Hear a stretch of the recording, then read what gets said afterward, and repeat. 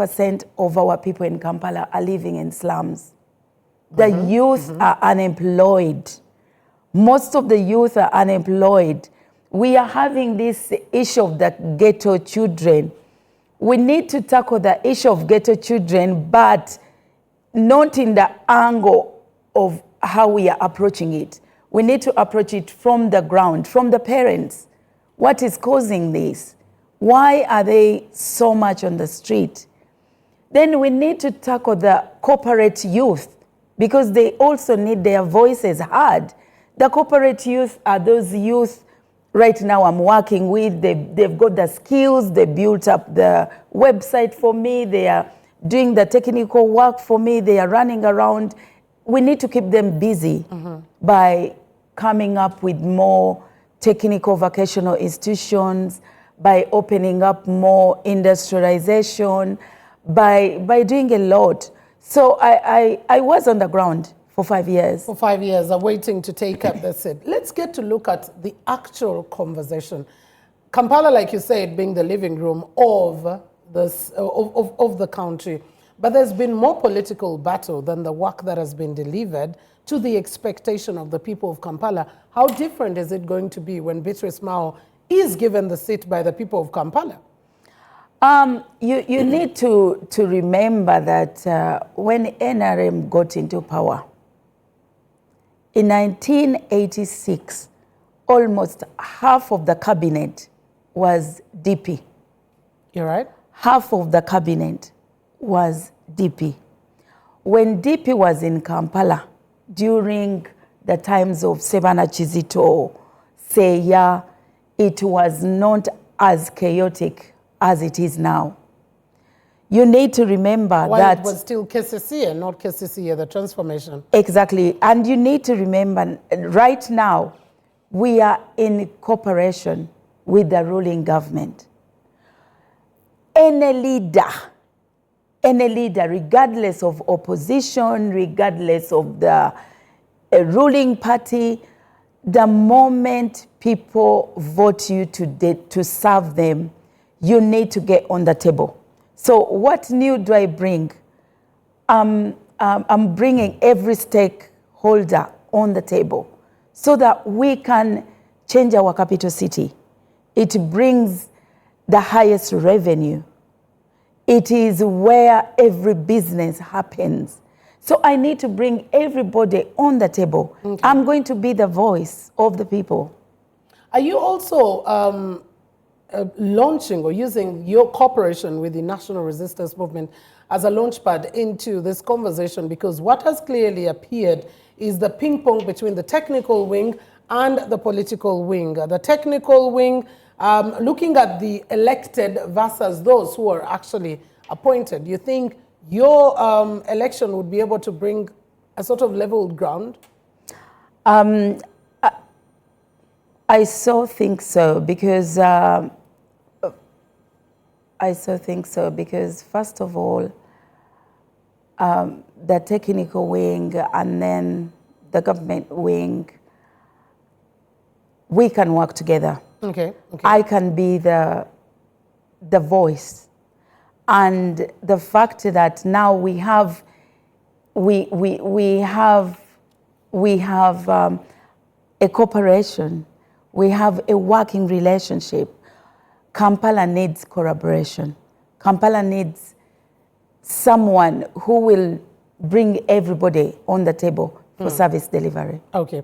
Let's talk about some of the key concerns of Kampala. And one of the most recent having been the unfortunate incident that happened to the traders in Kampala, because that all stems from the drainage system of the city. What's your thought about that? Because you were talking about ghettos, you were talking about some of the slums. One of the biggest issues being drainage in those areas, sanitation being extremely key. What is the plan of Beatrice Mao in that regard for the people of Kampala? Kampala, in each and every division where I have been, there's a problem of drainage. Yes. There's a problem of flooding. What causes the flooding? That is the clogging of waste. There is a lot of waste. People need to know that the polythene bags are very bad for the environment. So what do I bring on the table, or what new?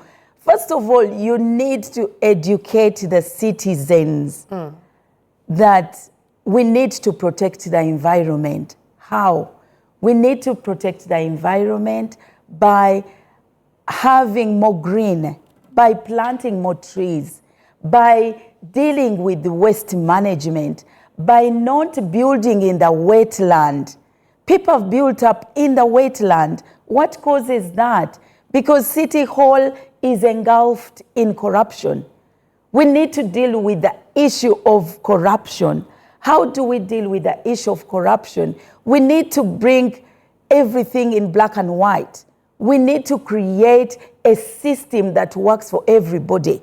That I don't need to first go to the president and say this road needs to be done, this drainage system is this, the budget is there, he can monitor it on the system, which is what they call digitalization. We need that in place. That is the only thing that is going to reduce on corruption. That is the only way people are going to know where their revenues are going, how the government is spending money. We need to put up a system that is very, very clear, that people can know this is the budget, this is how it's been spent. Talking about waste, which is a very important one, it comes on the heels of the disaster and tragedy in Chitezi, particularly. And we've continued with the same problems, waste management, because we collect just about 40 to 60% of the waste that is, produced in Kampala. What's your plan on that? Because even as currently, when we talk about landfills, these are getting outdated.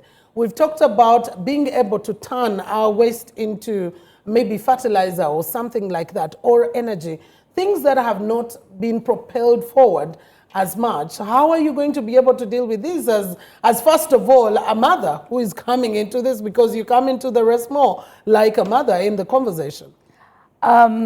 I said in the beginning that we need to go back to the basics. We need to educate our people that throwing polythene bags is wrong. And I remember some time back they had banned those Buveras or the something. small micron bags. Yeah, then they came back.